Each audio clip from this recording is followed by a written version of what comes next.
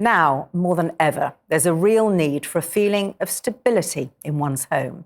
Newcastle City Council are determined to ensure this for every one of their tenants through a sustainable approach to housing that centres on all-round support and individualised solutions.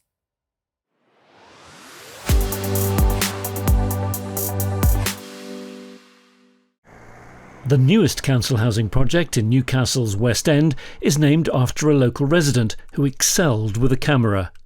Tish Murtha documented life back in the 80s when times certainly were tough. Behind us you can see Critters Park Flats, which is where I started my housing career 20 plus years ago. And in that time housing's really changed. We want to make sure that council housing isn't stigmatised. It's a place of choice, not last resort. In the past 5 years, Newcastle City Council has built something like 300 new homes. But they don't just want to build somewhere for people to live, they want somewhere where people will thrive. Residents here have their own library, a games room, a communal lounge and a terrace. It's something of a showpiece, and Linda, one of the residents, agreed to show me round.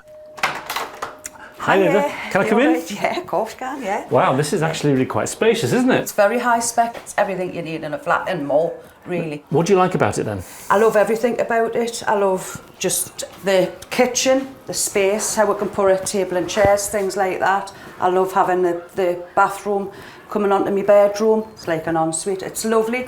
The council wants to make every tenant feel secure in having a home, providing advice and support to avoid evictions when times get tough. That might be debt advice, it might be help to get employment, and we give people the time to put things right.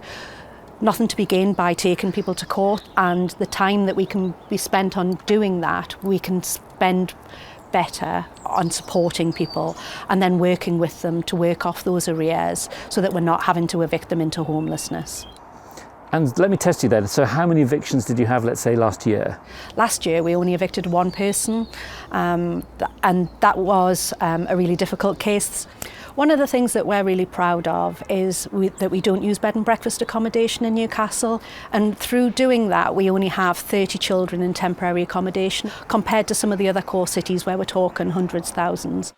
For those in urgent need of accommodation, whether it's fleeing a conflict zone, domestic abuse or family breakdown, the council aims to take some of the crisis out of a difficult situation. So this property is prepared to what we would call a livable standard. We've got the beds prepared and made for somebody arriving, there's carpets, there's blinds up at the windows, and then the kitchen's ready with things like pots and pans, cutlery, plates, the microwave and kettle, so everything that you would need if you were moving in here in an emergency, that you could cook a meal tonight and feed your family. Mohammed fled the war in Sudan. I was a teacher. I taught children in the primary school and in the high school.